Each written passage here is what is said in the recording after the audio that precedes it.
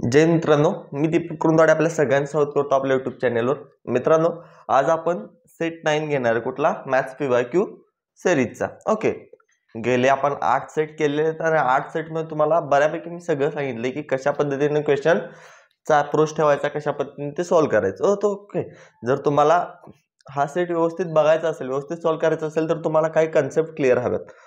त्यासाठी जर syllabus cover केला असेल तर तुम्हाला लगेच गोष्टी समजतील, नाहीतर तुम्हाला थोडासा मेंदूवर ताण द्यायला लागेल, त्यावेळेला तुम्हाला समजतील. कारण माझी सॉल्व्ह करण्याची मेथड जी PYQची आहे ती कशी आहे सांगितली तुम्हाला, शॉर्टकटमध्ये, जिथे तुम्हाला कमीत कमी वेळेत तुम्हाला सगळ्या गोष्टी सॉल्व्ह करता येतील. ओके, थोडासा आवाजाचा प्रॉब्लेम आहे, तब्येत ठीक नसल्यामुळे शूट करू शकत नव्हतो, तरी पण एक्झाम जवळ आले त्यामुळे तुमच्यासाठी शूट करतोय. ओके, तर बघा आज आपण काय बघणार आहे, 22 फेब्रुवारी 2024चा शिफ्ट 1चा पेपर बघणार आहे. या पेपरचे आपण 20 पैकी 20 क्वेश्चन्स आजच्या या PPT मध्ये कव्हर करणार आहे. ओके, तर पहिला क्वेश्चन काय बघा, क्वेश्चन नंबर 1.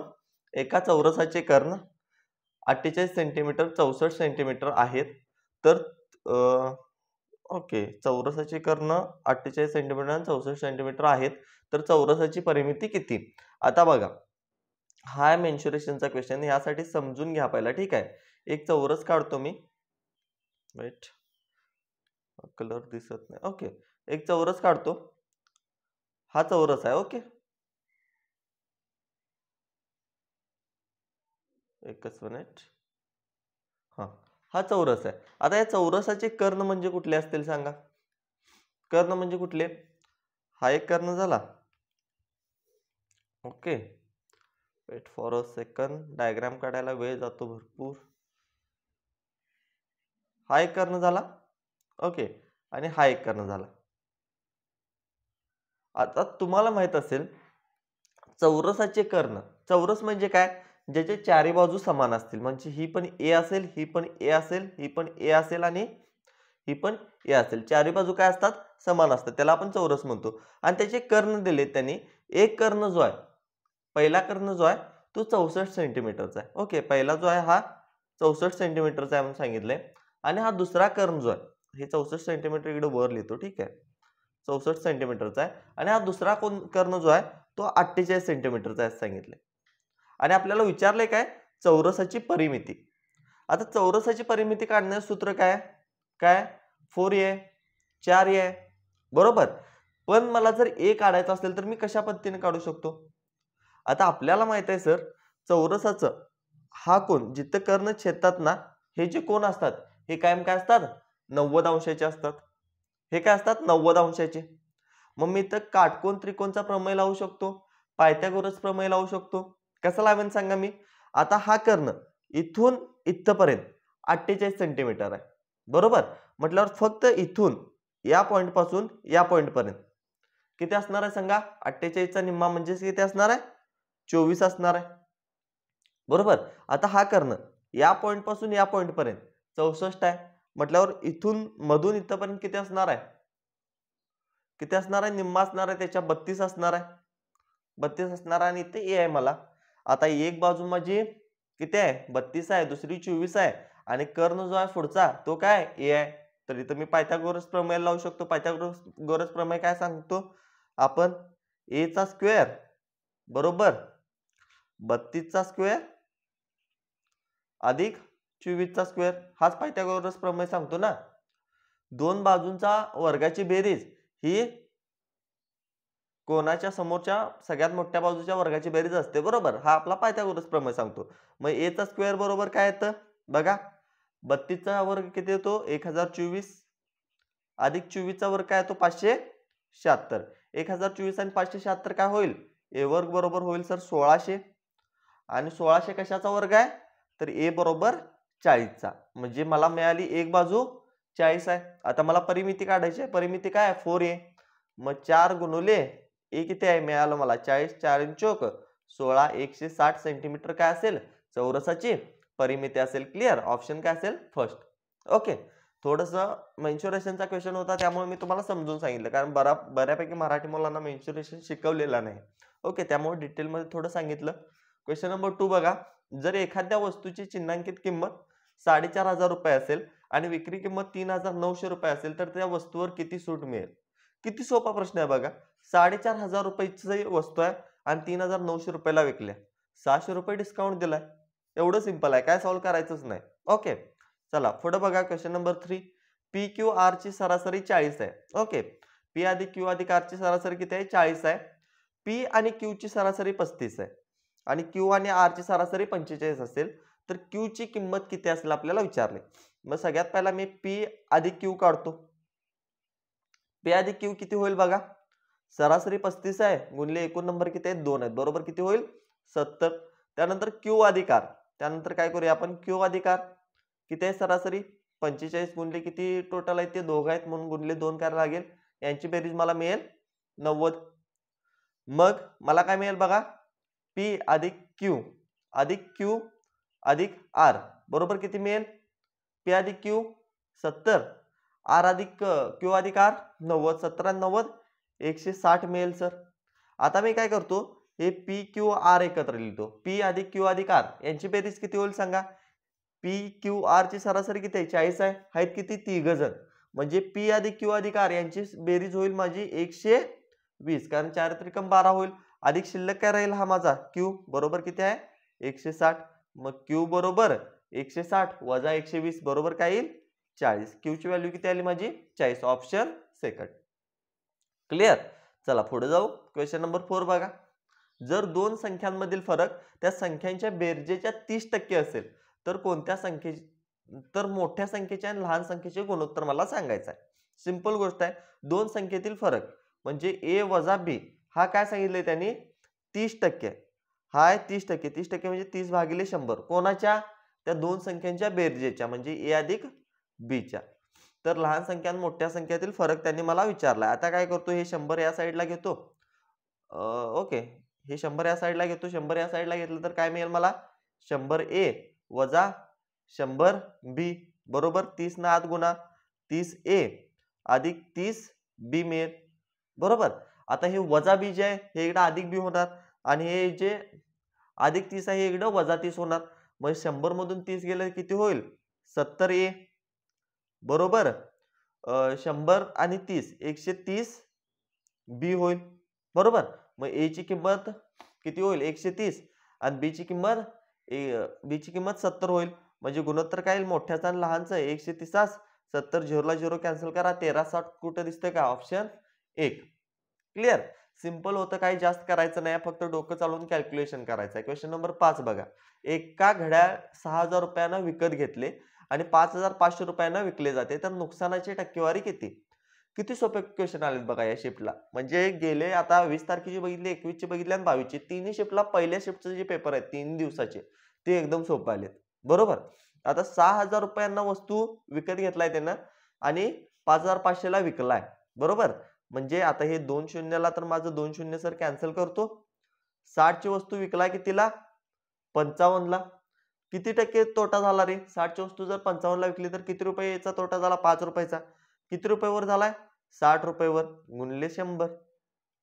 बरोबर. आता सॉल्व्ह करा. 5 एके 5 5 एके 5 5 दोन्ही 10 100 भागिले 12 8.33. ऑप्शन 4. क्लिअर. माहित पाहिजे 100 भागिले 12 8.33 येतं, कारण क्वेश्चन मध्ये भरपूर ठिकाणी येतं ना, त्यामुळे ते डोक्यात बसतंच. Question number 6. खालीलपैकी कोणत्या संख्येला 9 ने भाग जात नाही? कोणत्या संख्येच्या बेरजेला 9 ने भाग जात नाही बघायचं. फॉर एक्झाम्पल 8 आणि 1 9 याला तर भाग जाईल. 4 आणि 5 9 याला पण भाग जाईल. 3 आणि 6 9 ला भाग जाईल, पण 8 आणि 5 14 याला भाग जाणार नाही. म्हणजे माझं हे उत्तर बरोबर असणार आहे. पुढचं पण बघा. 3 आणि 7 10 पहिला तर 9 कॅन्सल होईल. आता या 8 ह्या 3 मधले एक गेला 8 इथं 9 होईल आणि 7 आणि 2 9 होईल, म्हणजे याला पण भाग जाईल. इथं बघा 7 आणि 7 14 14 आणि 5 19 19 आणि 8 किती होईल? 27 भाग जाणार याला पण. ठीक आहे. म्हणजे ऑप्शन सेकंड माझा बरोबर आहे. त्यानंतर बघा क्वेश्चन नंबर 7. दोन संख्यांचा गुणाकार 1408 आहे आणि त्यांची लसावी 352 आहे तर त्यांचा मसावी शोधा. आता आपल्याला माहित आहे फॉर्म्युला LCM गुणिले SCF. लसावी गुणिले मसावी बरोबर काय असतं? पहिली संख्या गुणिले दुसरी संख्या असतं. आता या दोन संख्यांचा गुणाकार दिलाय त्यांनी 1408. त्यांचा लसावी हा गुणाकारात आहे, इकडे डायरेक्ट भागाकारात लिहितो मी. किती आहे? 352 आणि मला काढायचा आहे तो SCF. SCM लिहिलं वर मी चुकून. काढायचं काय मला? SCF. सॉल्व करा. 3 चोक 12 आणि 5 चोक 20, 2 चोक 8. 4 न सरळ भाग जातो बघा. Okay, option 4. त्यांचा मसावे काय असणार आहे तर 4 असणार आहे. क्लिअर. चला पुढे जाऊया. Question number 8. जर एखादी कार 50 किलोमीटर प्रति तास वेगाने 150 किलोमीटर प्रवास करते तर प्रवासासाठी लागणारा एकूण वेळ किती? टाइम काढायचा आहे आपल्याला. ओके, आणि टाइमचा फॉर्म्युला काय? डिस्टन्स अपॉन स्पीड, म्हणजे अंतर भागिले वेग. आता सर अंतर दिले त्यांनी 150 किलोमीटर भागिले वेग आहे गाडीचा 50. 0 0, 5 1 5, 5 1 15. 3 तास लागतील. ऑप्शन 3. क्लिअर. सोपा आहे बघा एकदम. वेळ बरोबर अंतर भागिले वेग. वेळ मला काढायचा आहे, अंतर 150 किलोमीटर आहे, त्याचा वेग आहे 50 किलोमीटर प्रति तास. सिंपल आहे. 3 किलोमीटर माझं उत्तर येईल. क्वेश्चन नंबर किती आहे? 9. विशिष्ट रकमेवर 2 वर्षासाठी 6% व्याजदराने साधारण व्याज रुपये 960 आहे. त्याच कालावधीसाठी त्याच व्याजदराने समान रकमेवर चक्रवाढ व्याज किती असेल? सिंपल सांगितलंय त्यांनी. काय सांगितलंय? 2 वर्षासाठी 6% व्याजदर आहे आणि किती रुपये व्याज मिळते ते? 960 रुपये. रक्कम 30, प्रिन्सिपल तेच ठेवायचं आहे आपल्याला आणि चक्रवाढ व्याज काढायचं आहे 2 वर्षासाठीचं 6% व्याजदरानेच. ओके, आता बघा सगळ्यात पहिला मुद्दल काढून घेऊ. आपलं सरळ व्याज किती आहे? 960 रुपये बरोबर मुद्दल पी गुणले टी किती आहे? 2 वर्ष गुणले आर किती आहे? 6 भागिले 100. सॉल्व करा. कितीनं भाग जातो बघा. कितीनं घालवता येईल भाग मला? आता इथं 960 आहे, इथं 96 आहे ना. 6 न भाग जातो का? 6 एके 6 बरोबर जातो बघा. 6 एके 6, इथं 6 एके 6 उरेल किती? 3. 6 6 36. परत इथं भाग जाईल. 2 एके 2, 2 8 16 0. पी बरोबर सर मिळेल मला 8000. प्रिन्सिपल मला 8000 मिळालं. आता 8000 ला 6% ने चक्रवाढ व्याज 2 वर्षासाठी किती होईल काढायचं आहे. आता एका वर्षाचं 6% आहे म्हणजे 2 वर्षाचं काय होईल सांगा? ए अधिक बी. फॉर्म्युला काय आहे? 2 वर्षाचा काढायचा. ए अधिक बी अधिक ए गुणले बी भागिले 100. ए अधिक बी म्हणजे 6 अधिक 6 12 अधिक 6 6 36 भागिले 100 म्हणजेच किती होईल? 12.36% 2 वर्षासाठी. प्रिन्सिपल किती आहे? 8000 गुणले 2 वर्षाचे चक्रवाढ व्याज किती आहे? 12.36 म्हणजे 12.36 भागिले 100 आणि पॉइंट घालवलाय म्हणून मी 2 शून्य वाढवतो. चला 3 शून्यला इथली सर 3 शून्य कॅन्सल करा. 8 न डायरेक्ट गुणा. 8 संग 48 हातच्याला जाईल 4. 8 2 16 8 3 24 आणि 4 28 हातच्याला जाईल 2. 8 2 16 आणि 2 18 हातच्याला जाईल 1. 8 1 8 आणि 1 9. पॉइंट आहे म्हटल्यावर 988.8 कुठे दिसतंय? Option second. क्लिअर. काय काय केलं? हे अगदी सोपं आहे. फक्त मुद्दल काढून घेतली आणि त्या मुद्दलवर परत चक्रवाढ व्याज लावलं 2 वर्षाचं आणि 2 वर्षाचं चक्रवाढ व्याज काढायचा फॉर्म्युला आपला हा आहे. ओके, त्यानंतर बघा पुढे जाऊया. Question number 10. M N P 3 7 आणि 7 5 आहे. पी क्यू जर एकाच 2 असेल तर एम क्यू चे मूल्य शोधायचं आहे मला. आता इथं बघा, इथं सिंपल लक्ष द्या. इथं पी ची किंमत किती आहे रे? 5 आहे आणि इथं पी ची किंमत किती आहे? 1 आहे. मग मला इथं पी ची किंमत 5 करायला काय करायला लागेल? याला 5 ने गुणावं लागेल. म्हणजे 5 एके 5 आणि 5 दुनी 10. मग आता इथं पी ची किंमत 5 झाली, इथं पण पी ची किंमत 5 झाली. पी ची किंमत 5 असताना क्यू ची किंमत किती आली? 10 आली. मग पी ची किंमत 5 असताना एम ची किंमत किती आहे? 3 आहे. बरोबर. मी हे कसं लिहू शकतो माहित आहे? आता एमास पी पीस क्यू लिहू शकतो का? कारण काय सांगा? एमास पी किती आहे? एम आणि पी 3 5 आहे. 3 5 आहे आणि पीच किती आहे? 5 10 आहे. म्हणजे 5 कॉमन आहे म्हटल्यावर आहे असं लिहू शकतो. आता मला विचारलंय एमास क्यू किती आहे? एम 3 असेल तर पी किती आहे? क्यू किती आहे? 10 आहे. म्हणजे 3 10 ऑप्शन माझं करेक्ट असणार आहे. काही जास्त असं अवघड नाही. ओके, क्वेश्चन नंबर 11 बघा. एखाद्या वस्तूवर 50% सूट दिल्यानंतरही 50% नफा होतो तर वस्तूवर सूट न दिल्यास नफ्याची टक्केवारी किती असेल? सूट न देता नफ्याची टक्केवारी किती असेल आपल्याला काढायचे. आता मी ते काय करतो? एमआरपी वस्तू इथं सेलिंग प्राइस किती असेल सांगा? विक्री किंमत किती असेल? जर एखाद्या वस्तूवर 50% सूट दिली म्हणजे एमआरपी वर 50% सूट दिलेली असणार आहे म्हणजे वस्तू विकली कितीला असणार आहे? 50% ला. बरोबर. म्हणजे इथं पहिली विक्री किंमत किती झाली माझी? 50%. आणि इकडं दुसरी परत मी विक्री किंमत काढतो. कुठली विक्री किंमत घेतो? ही 50% नफा होतो. 50% नफा कधी होणार? जेव्हा मी खरेदी किमतीवर 150% ने वस्तू विकेन. एखादी वस्तू ज्या किमतीला खरेदी केल्या त्याच्यावर 150% जर मी विकली वस्तू तर मला 50% नफा होणार आहे. म्हणजे खरेदी किंमत 100% अधिक नफा 50% म्हणजे 150% मला वस्तू विकावी लागेल. आता हे दोन्ही इक्वल मध्ये ठेवा. मग मी ते काय काढू शकतो? एम-आर-पीचा आणि कॉस्ट प्राइसचा रेशो काढू शकतो. काढू शकतो ना? आता बघा इथं पर्सेंटेजला पर्सेंटेज कॅन्सल होईल. 5 एके 5, 5 त्रिकम 15. आता हे 3 जे इथं सीपी आहे, इथं एम-आर-पी आहे. मग मी एम-आर-पी आहे असं ठेवतो आणि सीपी जे कॉस्ट प्राइस आहे हे तो गुणाकारात आहे, हे इकडे काय होईल? भागाकारात येईल. 3 आहे असं भागिले इकडलं 1 जाईल. क्लिअर? आता बघा मला काय मिळालं? एम-आर-पी 3 असेल, कॉस्ट प्राइस 1 असेल. म्हणजेच काय? 1 रुपयाची वस्तू विकली कितीला? 3 रुपयाला. फायदा किती झाला? 2 रुपयाचा. किती रुपयावर? 3 रुपयावर. गुणले सर 100 करा. 2 रुपयाचा फायदा झाला. सॉरी 3 रुपयावर नाही रे, 1 रुपयावर. बरोबर. किती रुपयावर फायदा झाला? 1 रुपयावर. 1 रुपयावर 2 रुपयाचा फायदा झाला. गुणले 100 बरोबर किती? 200%. बरोबर. म्हणजे किती टक्के फायदा होईल त्याचा? 200%. क्लिअर? त्यानंतर बघा क्वेश्चन नंबर 12. काय आहे? डब्ल्यू आणि एक्स एक काम 40 दिवसात पूर्ण करतात. डब्ल्यू अधिक एक्स हे दोघे मिळून किती दिवसात? 40 दिवसात. त्यानंतर एक्स आणि वाय मिळून तेच काम 60 दिवसात पूर्ण करतात. आणि डब्ल्यू एक्स आणि वाय, डब्ल्यू अधिक एक्स अधिक वाय हे तिघे मिळून तेच काम किती दिवसात पूर्ण करतात? 30 दिवसात. तर तेच काम एक्स आणि वाय ला पूर्ण करायला किती दिवस लागतील? एक्स आणि वायचा मला काय करावं लागेल? क्षमता काढून घ्यावी लागेल. आता 40, 60 आणि 30 यांचा लसावी येतो 120 म्हणजे टोटल वर्क झालं माझं किती? 120. आता इफिशियन्सी काढ. 120 भागिले 40 बरोबर इफिशियन्सी किती आली? 3 कुणाची? डब्ल्यू अधिक वायची. एक्स अधिक वायची किती येईल? 120 भागिले 60 2 आणि इथे काय होईल?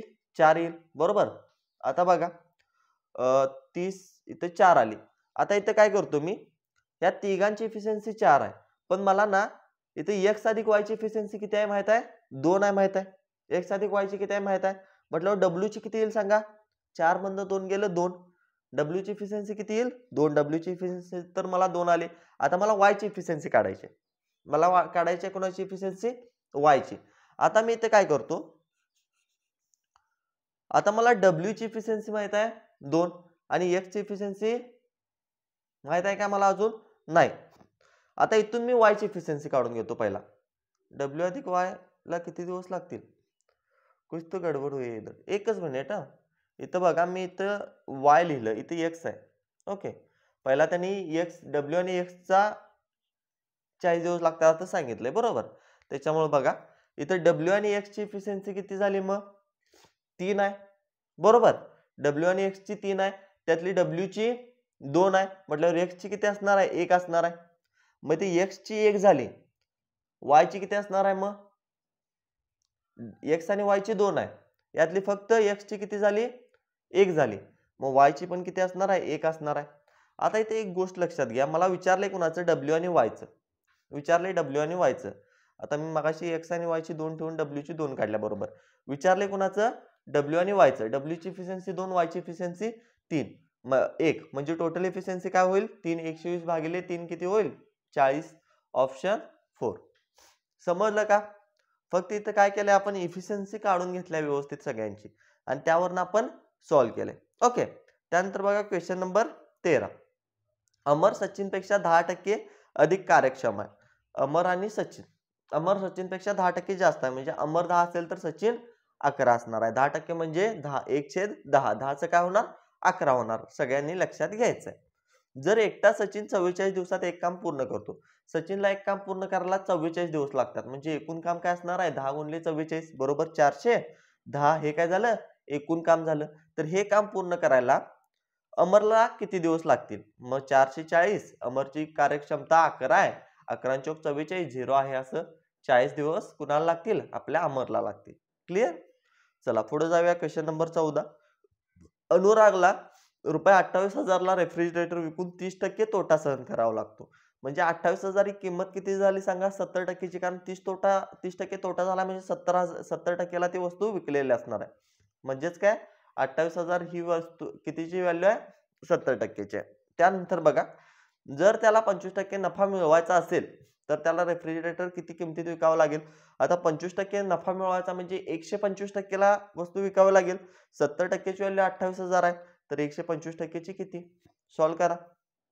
0ला 0, 7 एके 7, 7 चौक 28, 2 0 आहेत असं 25. आता 4 पंचे 20, हातच्याला जाईल 2, 4 2 8 आणि 2 10, हातच्याला जाईल 1, 4 एके 4 आणि 1 5 आणि 2 0 वरचे 50,000 कुठे दिसतंय? ऑप्शन 4. 50,000 उत्तर करेक्ट असणार आहे.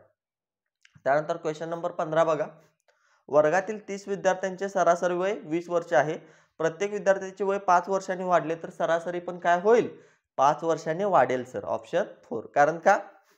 जर त्या वर्गातील सगळ्यांचं वय 5 वर्षांनी वाढलं तर तितकीच सरासरी वाढते.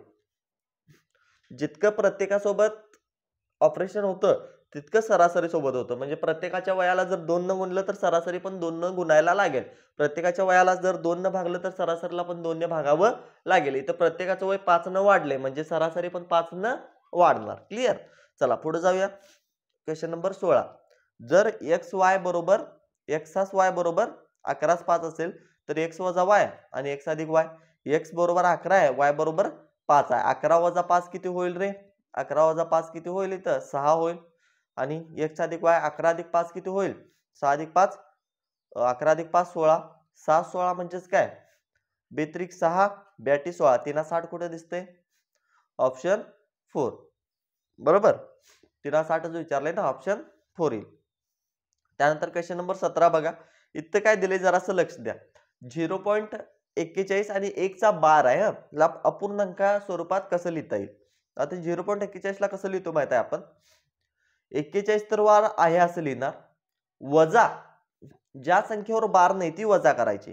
म्हणजे वजा 4 भागिले किती संख्येवर बार आहे तितके 9 लिहायचे. एका संख्येवर बार आहे म्हणून एकदा 9 लिहिलं आणि किती संख्येवर बार नाही तिथं 0 लिहायचं. म्हणजे 4 ह्या एका संख्येवर बार नाही म्हणून 90 लिहिलं. बरोबर? म्हणजे 1 0 लिहिलं आणि पॉइंट नंतर ऑपरेशन करायचे. पॉइंटच्या आधीचा काय आपल्याला संबंध नाही.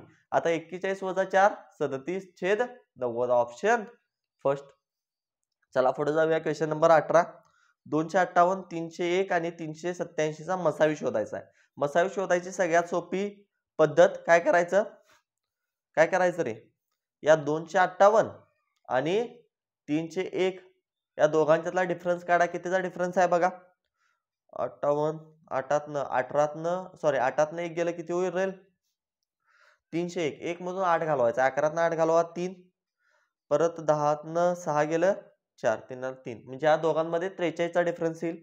त्यानंतर बघा 387 यातला डिफरन्स बघा. 1तनं 7 11तनं 7 गेलं किती उरेल? किती उरेल रे? 11तनं 7 नाही 7तनं 1 गेलं 6 उरेल. परत इथं 10तनं 8 घालावं लागेल.